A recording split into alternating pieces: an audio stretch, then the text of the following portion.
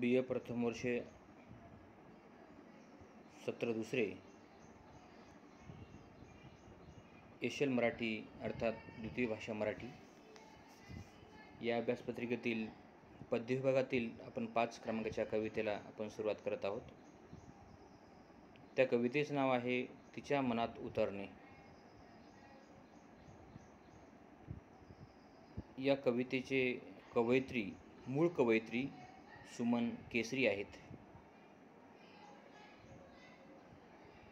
तिच्या मनात उतरणे या कवितेचे मूळ कवयित्री सुमन केसरी आहेत. तिच्या मनात उतरणे ही कविता मूळ मराठी भाषेतली नाही. पहिल्यांदा विद्यार्थ्यांनी समजून घेणं गरजेचं आहे, माहीत असणं आवश्यक आहे. तिच्या मनात उतरणे ही कविता सुमन केसरीची जरी असली तर ती मूळ मराठी भाषेतली नाही. तर या कवितेचा अनुवाद स्वाती दामोदरे या कवयित्रीने केलेला आहे. आपण पहिल्यांदा सुमन केसरी यांच्या संदर्भामध्ये आपण विचार करूयात. सुमन केसरी या हिंदी कवयित्री आहेत. त्यामुळे ही मूळ हिंदी कविता आहे मुलांनो. सुमन केसरी यांचा जन्म 1958 मध्ये झालेला आहे. म्हणून सुमन केसरी ह्या हिंदी भाषेतील सुप्रसिद्ध कवयित्री आहेत. त्या भारत सरकारच्या निर्देशक या पदावरून सेवानिवृत्त झालेले आहेत.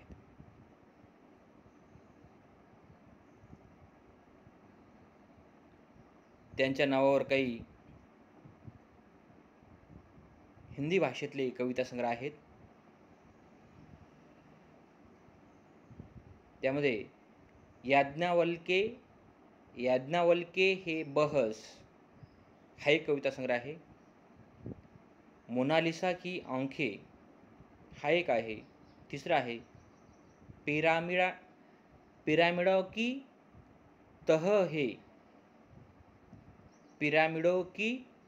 तह है. अशा प्रकारे 3 हिंदी भाषेतील कविता संग्रह त्यांच्या नावावर आहेत.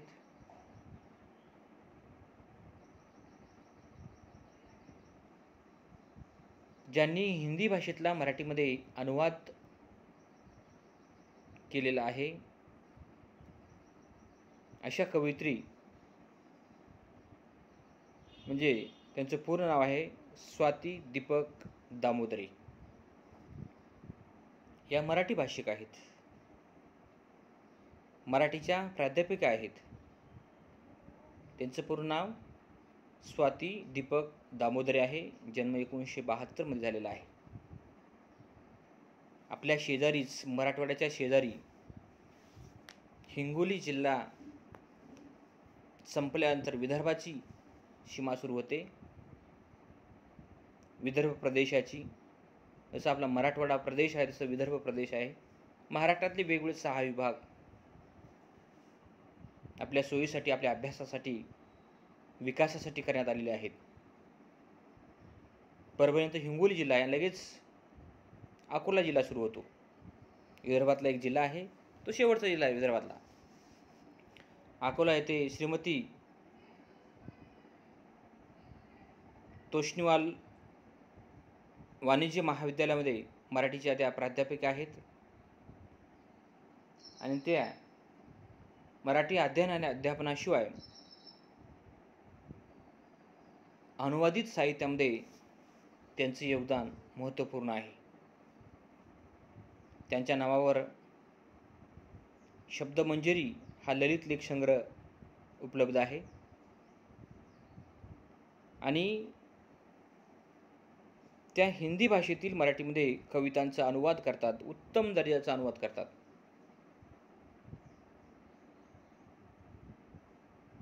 आणि त्या अनुवादित कविता संग्रहाचं नाव आहे डोळे मोनालिसाचे.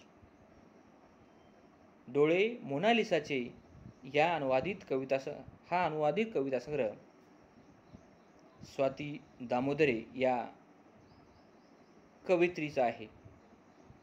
याच अनुवादित कविता संग्रहातून ती आपली कविता घेतलेली आहे. तिचं नाव आहे तिच्या मनात उतरणं. तिच्या मनात उतरणं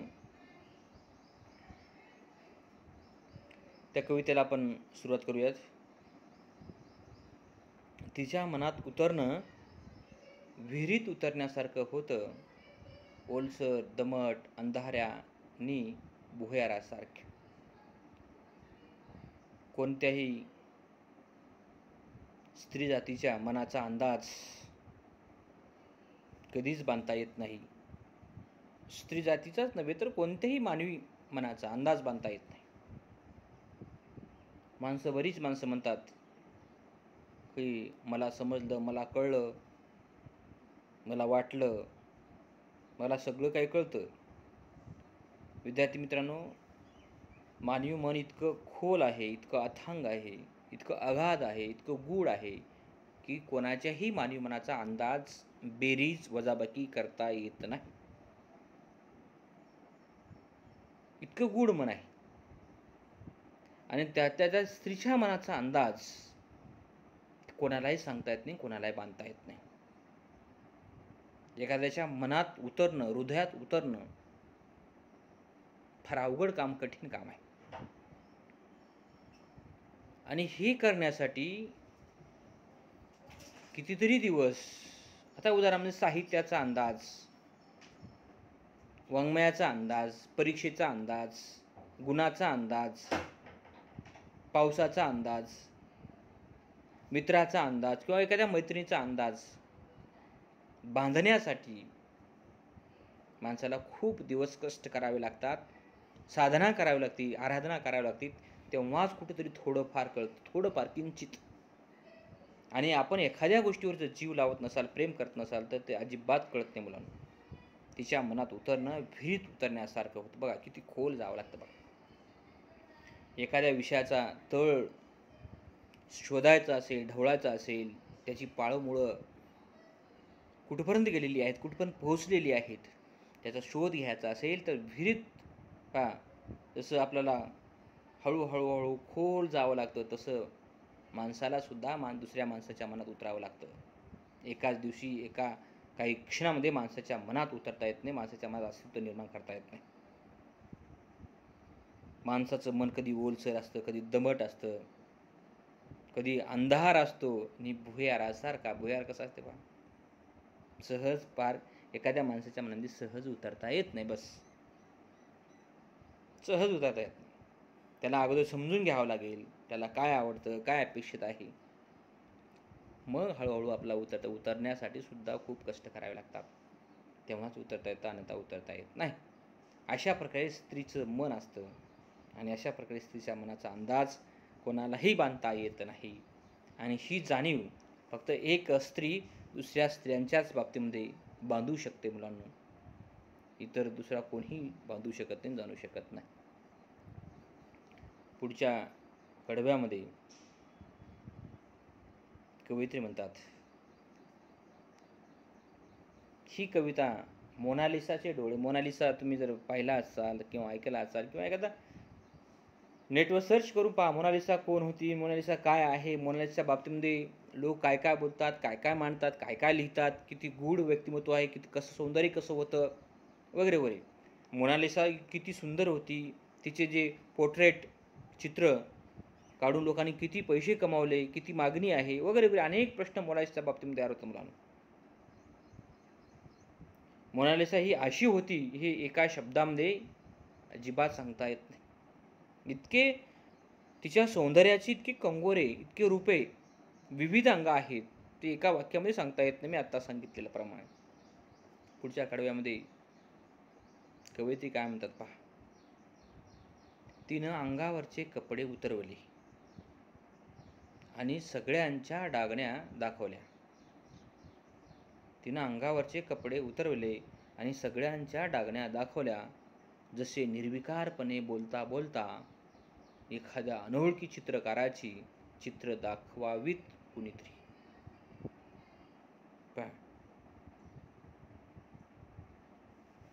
ही स्त्रियाची जाणीव,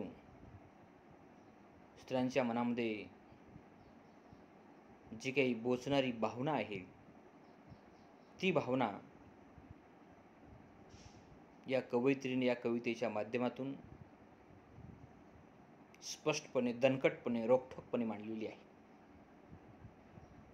तिने अंगावरचे कपडे उतरवले आणि सगळ्यांच्या डागण्या दाखवल्या. बऱ्याच गोष्टी आपण मनातल्या मनामध्ये झाकून ठेवतो, पांघरून ठेवतो. जेवढं झाकवता येईल, जेवढं पांघरता येईल, तेवढं करण्याचं काम करतो. या झाकण्याला, पांघरण्याला, दाबून ठेवण्याला त्याला काही मर्यादा असते, सहनशीलता असते. आणि सहनशीलतेचा बांध एक ना एक दिवस तो फुटतो, त्याचा उद्रेक होतो. आणि उद्रेक झाल्यानंतर मात्र सगळा काही जो काही अन्याय अत्याचार एखाद्या स्त्रीवर होत आहे, तो सगळा रस्त्यावर येतो. रस्त्यावर येतो. स्त्रियांना बोलता येत नाही, आवाज उठवता येत नाही, विद्रोह करता येत नाही, हे असं म्हणणं हे चुकीचं आहे. मुळामध्ये स्त्री ही सहनशील असते. पूर्वीची होती, आजची स्त्री सहनशील नाही. लगेच काही झाले की लगेच अकराळ विकराळ रूप धारण करते, लगेच मोठ्यानं ओरडणं, सगळ्या गोष्टी असतात. तिनं अंगावरचे कपडे उतरले आणि सगळ्यांच्या डागण्या दाखवल्या. संपूर्ण स्त्री जातीला जर विचारलं तर सगळं लक्षात येईल. स्त्रियावर किती अन्याय होतो, किती अत्याचार होतो, किती त्रास होतो. कोणी सांगतं, कोणी सांगत नाही. कोणी तोंड उघडतं, कोणी तोंड झाकून ठेवतं. कोणाच्या चेहऱ्यावर या सगळ्या भावना दिसतात. एखाद्याच्या चेहऱ्याकडे पाहायला दिसतं, ही स्त्री किंवा ही स्त्री किती सुखी आहे, किती आनंदी आहे. चेहऱ्यावरले भाव कळतात. चेहऱ्यावरले भाव, डोळ्यातले भाव, अंगविक्षेप, आपल्या नजरा, आपण कशा आहोत हे लगेच सांगून जातात. तिने अंगावरचे कपडे उतरवले आणि सगळ्यांच्या डागण्या दाखवल्या. सगळी पुरुषप्रधान संस्कृतीचं वर्चस्व कसं आहे, किती अन्याय अत्याचार करतात, त्याच्या वेशीवर टाकण्याचा प्रयत्न केलेला आहे. आणि म्हणतात आम्ही स्त्रियांना समान हक्क दिलेला आहे, परस्त्री आमची माते समान आहे, भगिनी समान आहे. आणि घरामध्ये किती त्रास देतात. जसे निर्विकारपणे बोलता बोलता एखाद्या अनोळखी चित्रकाराची चित्र दाखवावीत कुणीतरी. अन्यायाची प्रांजळ कबुली या कवितेमध्ये कवयित्रीने मांडलेली आहे. हे दुःख, ही वेदना, ही आगडोंब एकट्या कवयित्रीची नाही, संपूर्ण स्त्री जातीची आहे. स्त्रियांकडे पाहण्याचा दृष्टिकोन कसा आहे, बदललेला आहे का? स्त्री ही मानवजात म्हणून पाहिली जाते का, उपभोग्य वस्तू म्हणून पाहिली जाते का, यंत्र म्हणून पाहिली जाते? अशा प्रकारचे अनेक प्रश्नांची कल्लोळ प्रत्येकाच्या मनामध्ये या कवितेच्या माध्यमातून निर्माण होतात. आणि त्या प्रश्नाचा शोध प्रत्येकाला घेण्याची गरज निर्माण होते. मुलांना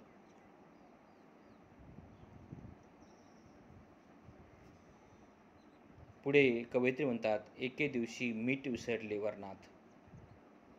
तर त्या दिवसाच्या या खुणा आणि एकदा आईची आठवण आली म्हणून गेले माहेरी न सांगताच. तर त्या दिवसाच्या या खुणा. पण कोणताच माणूस हा परिपूर्ण नसतो. आपण सुद्धा परिपूर्ण नसतो. पुरुष सुद्धा परिपूर्ण स्वयंपूर्ण नसतात. आपण जसं जसं कामं करतो तसं तसं प्रगल्भ होत जातो. कोणताच व्यक्ती जन्मताच हा प्रगल्भ, स्वयंपूर्ण, समृद्ध नसतो. तो अनुभवातून समृद्ध होत जातो मुलांना. तसं एखादी स्त्री स्वयंपाक करत असताना कधी नमक जास्त पडतं, कधी मीठ जास्त पडतं, कधी तिखट जास्त पडतं, कधी आंबट जास्त होतं, तर कमी जास्त. कमी स्वयंपाक खराब झाला, स्वयंपाक बिघडला म्हणून मारणं हा त्यावर पर्याय नाही. तिच्याशी भांडणं करणं हा पर्याय नाही. हुज्जत घालणं हा पर्याय नाही. तिला समजावून सांगणं हा पर्याय आहे. हे असं झालेलं आहे आणि असं कर. तिला सुधारण्यासाठी, बदल करून घेण्यासाठी, दुरुस्त करण्यासाठी तिला वाव दिला पाहिजे, संधी दिली पाहिजे. असा एखादी चूक झाली म्हणून लगेच मार, हे मानव जातीला काळीमा फासणारी गोष्ट आहे. म्हणून तिलाही समजून घेण्याचा प्रयत्न करा, तिच्या मनात उतरण्याचा प्रयत्न करा आणि तिच्याशी एकरूप होण्याचा प्रयत्न निश्चितपणे करणं गरजेचं आहे. नाही जर केलं तर मग अशाच प्रकारचे वाद आणि विवाद, ठिणग्या हे सतत पडू शकतात मुलांना. आणि अशा प्रकारचा त्रास होत असल्यामुळे ती एका दिवशी आईची आठवण आली म्हणून ती सासरी न सांगता माहेरी निघून गेलेली आहे या कवितेमध्ये. आणि त्या दिवसाच्या या पुन्हा आता तर खरंच आता थोडं पुरुषप्रधान संस्थेचा त्रास, मार कमी झालेला आहे. एकेकाळी भयानक स्त्रियांना मार होता मुलांना, भयानकच. आता सध्या तुम्हाला पाहायला मिळत नाही, आम्ही पाहिलेलं आहे बऱ्याच वेळेस. काठीने, लाठीने, जे दिसेल त्या साधनाने स्त्रियांना मार खावा लागत होता, सहन करावं लागत होतं. पण अशा प्रकारे अगोदरच्या काळामध्ये स्त्री स्वातंत्र्यावर एक गदाच होता. त्यांना जगण्याचा, बोलण्याचा, व्यक्त होण्याचा अधिकार नव्हता. स्त्री ही मूक आहे, स्त्री ही अबला आहे, अशा प्रकारचे त्याच्यावर विशेषण दावले गेलेले. हे अतिशय वास्तवपणे या कवितेमध्ये कवीने मांडलेलं आहे, कवयित्रीने मांडलेले आहेत. पुढे अशा अनेक खुणा होत्या, अनेक खुणा, आठवणी, स्मरण, शरीराच्या या ना त्या भागावर सगळ्या डागण्या दाखवून तिनं स्मित केलं, जणू ती पदकं दाखवत होती, कोणाला पराभूत करून मिळवलेली. मानवी मनाला, मानवी मन पिळवटून टाकावं अशा प्रकारचं वास्तव, अशा प्रकारचं दुःख, वेदना या कवितेमध्ये कवितेने मांडलेले आहेत. स्त्रियांच्या शरीरावर, मनावर अनेक त्रासाच्या खुणा आहेत, डागण्या आहेत. काही स्त्रिया दाखवतात, काही स्त्रिया दाखवत नाहीत. एखादी स्त्री तिच्या चेहऱ्यावर नैराश्य, दुःख, थकलेली, भागलेली जर वाटत असेल नेहमी, तर समजून घ्यायचं तिच्या मनामध्ये, तिच्या मनाला काहीतरी त्रास होत आहे. कोणत्या तरी माध्यमातून बोचण्या, टोचण्या, सुया, इंजेक्शन तिला मिळत आहेत. मानसिक, शारीरिक. समजून घ्यायचं. ती म्हणते का जणू ती पदकं दाखवत होती. एकीकडे अशा प्रकारचा त्रास त्यांना सहन करावा लागत होता आणि त्याचंच वस्तुनिष्ठ दर्शन या कवितेमध्ये या कवयित्रीने मांडलेलं आहे. पुढे म्हणतात, मला गप्प गप्प पाहून तिने अगदी हळूवार विचारलं. काही स्त्रिया बरेच अबोल असतात, कारण त्या परिस्थितीमुळे ते अबोल झालेले असतात, दुःखी झाले असतात, कष्टी झाले असतात, बोलावंसं काहीच वाटत नाही. आपलं म्हणून कोणीच नसतं, मन हलकं करता येत नाही, मोकळं करता येत नाही, काहीच नाही. पुढे तुला ठाऊक आहे का, या अगतिकांचा विजय कोण ठरवतो? डोळ्यांच्या कोपऱ्यातला बांध. पहा,